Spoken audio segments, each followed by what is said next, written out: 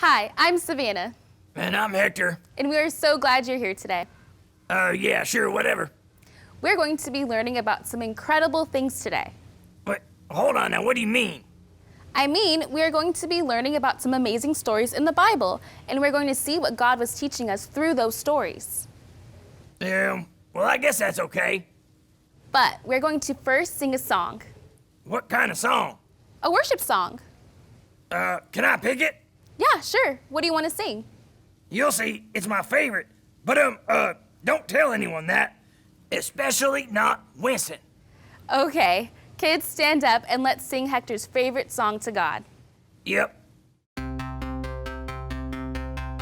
No, I won't be afraid. You are with me.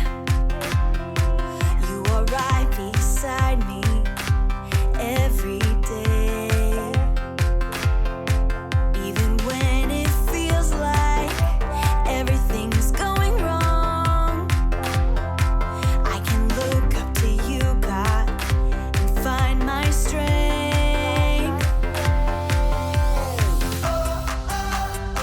Your love has lifted me above the raging sea, and I just gotta say, your love makes me brave, and I won't be afraid. Your love makes me brave, I can face anything. Your love makes me brave. I was lost and afraid till you found me. You lifted me up and gave me strength. Anywhere that I go, you go with me. Oh, Lord, you give me the courage to live each day.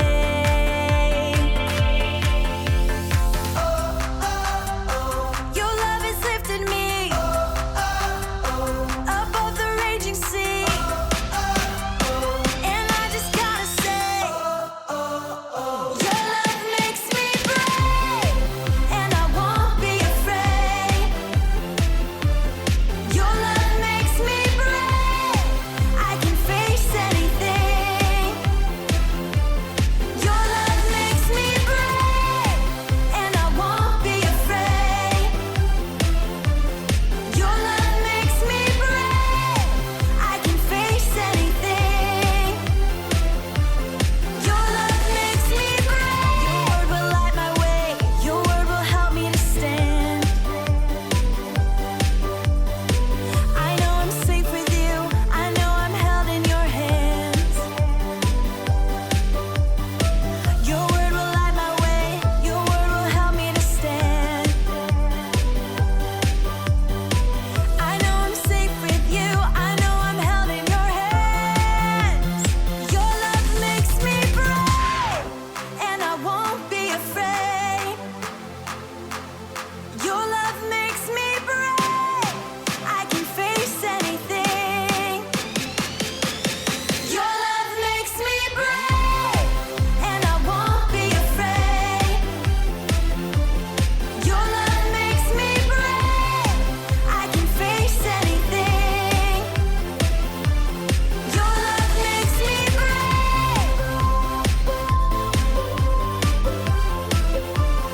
Your love makes me brave. Your love makes me brave.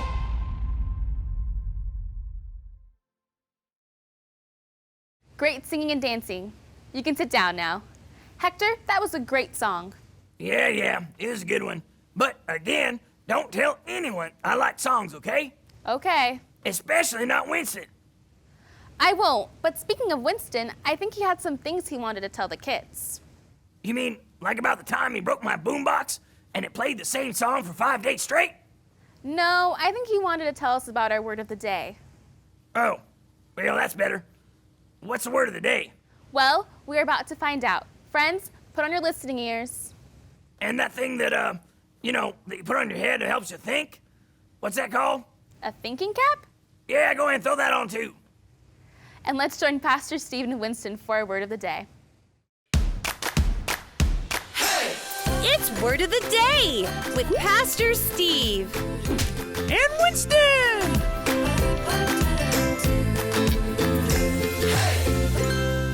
All right, yeah, this is so exciting. Hey, Winston, what are you so excited about? Hi, Pastor Steve. Well, my best friend, Hector, he's right here.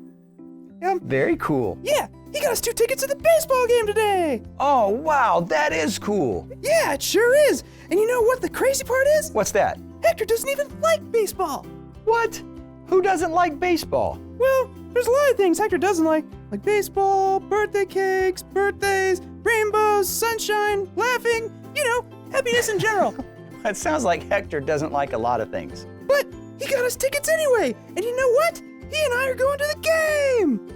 You know what, Winston? Even though Hector doesn't like a lot of things, it sounds like he's actually selfless. Selfless? What does that mean?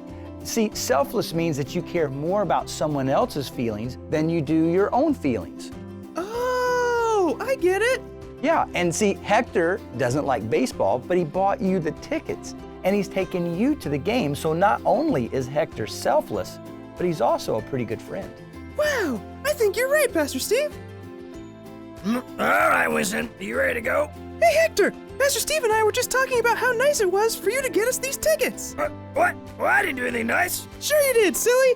What you did was actually selfless. You're such a great friend, Hector. No, I'm not.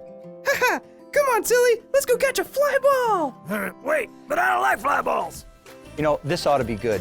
I'm going to watch this.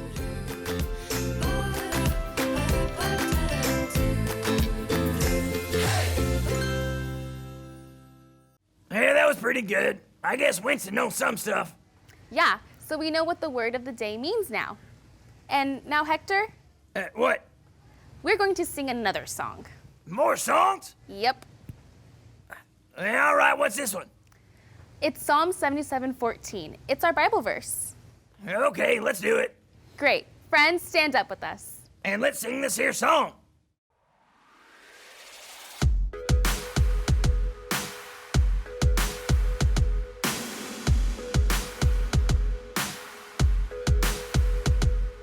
You are the God of great wonder. You demonstrate your awesome power among the nations. And you are the God of great wonder.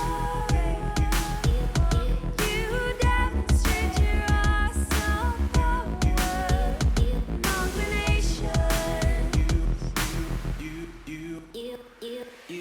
Psalm 77:14. Psalm 77:14. Psalm 77:14. Psalm 77:14. You are the God of great wonder. You demonstrate your awesome power among the nations. You are the God of great wonder. You demonstrate your awesome power among the nations. Psalm 77:14. Psalm 77:14. Psalm 77:14. Psalm 77:14. Great singing and dancing. You all sit down now. Now that song told us that God is the God of great wonders. Yeah, and? And he is going to show us just how wonderful he is right now. Well, how's that? We are going to go into the woods of Skuppeton and hear a tale from the Wildwood Treehouse. Well, that sounds interesting. I guess. Yep, we're going to hear a wild story from the Bible. Are you ready? Sure, why not? What about you kids? Are you ready? I think they are. Then put on those thinking caps and listening ears and let's watch Tales from the Wildwood Treehouse. in the wild woods of Scupperton, there is a place where stories are more than what they seem, for all of them truly happened long, long ago. Few are able to see this magical place, but if you look closely, you will find a treehouse filled with imagination and wonder. So listen well as we hear Tales from the Wildwood Treehouse.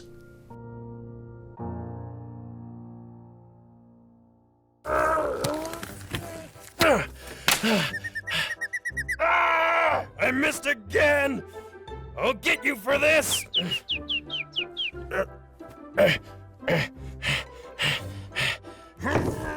Bog! Not now, Nikki, I'm busy! Hey! Hey, what are you doing launching water balloons into the woods? You hit me in the head.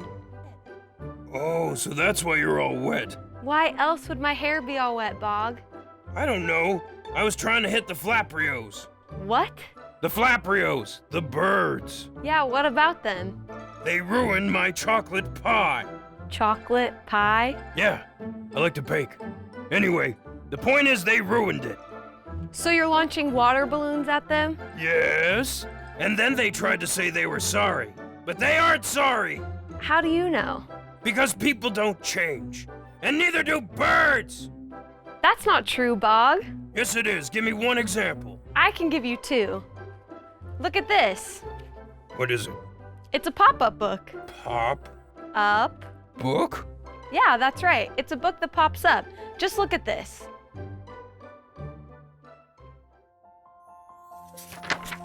There once was a man named Jonah who received this message from God.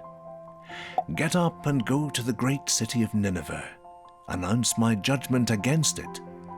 So Jonah got up, but he did not go to Nineveh. Instead, he got on a boat going the opposite direction. God sent a powerful wind over the sea, causing a violent storm that threatened to break the boat apart. The sailors found out that Jonah had disobeyed God, so they prayed to God and threw Jonah overboard, and the storm stopped at once. Meanwhile, Jonah had been swallowed by a great fish. He spent 3 days and nights in the belly of the fish, and God ordered the fish spit Jonah out. God said to Jonah again to go to Nineveh and tell them his message. This time, Jonah obeyed, and he told the people that God was going to destroy their city because they did bad things and didn't follow God. The people of Nineveh heard this and stopped doing bad things and followed God. God saw this, and he changed his mind, and their lives and the city were spared. But this change of plans made Jonah angry. Jonah found shelter on the east side of Nineveh, and God made a leafy plant to grow there to give Jonah shade. But God also made a worm to eat through the stem of the plant, so that it withered away. And the sun grew hot, and Jonah grew faint and was upset again. God said, "Is it right for you to be angry because the plant died?" Jonah said, "Yes." Then God said, "You feel sorry about the plant, though you did nothing to put it there. But Nineveh has more than 120,000 people living in spiritual darkness. Shouldn't you feel sorry for such a great city?"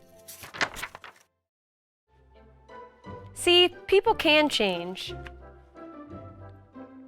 Is that a true story? Of course it was. And think about it, Bog. Jonah didn't think people could change either, but then he saw that they could, and he was too selfish to believe in them, and that's not a good thing. Well, he had a good reason. Well, maybe, but he also had a choice, and so do you. To do what? Do you want to be selfless and forgive the Flaprios? No. All right, so you're going to be mad at them forever and lose them as friends just because you don't want to forgive them? Well, I do want friends. So you should forgive them. All right. Fine. So you'll put away the water balloon launcher? No promises. I'm kidding. I'll put it away. So now you have heard the tales from the Wildwood Treehouse. And here is a secret. Every story from the Bible is true. So keep your eyes open for miracles, because God will show you his wonderful power in the most unexpected of ways. Are you ready to live out some tales of your own? Wow, that was one wild story. And it really happened. See, I told you God is wonderful and amazing. Yep. But even though he is a big, great God who did amazing things, he still wants to be your friend. You can still talk to him whenever you want, and he will always be there for you. Really? Yep, God is always with you too, kids. Remember that. Well, see you next time to learn more about the wonderful things God has done and is doing. See you later. Bye.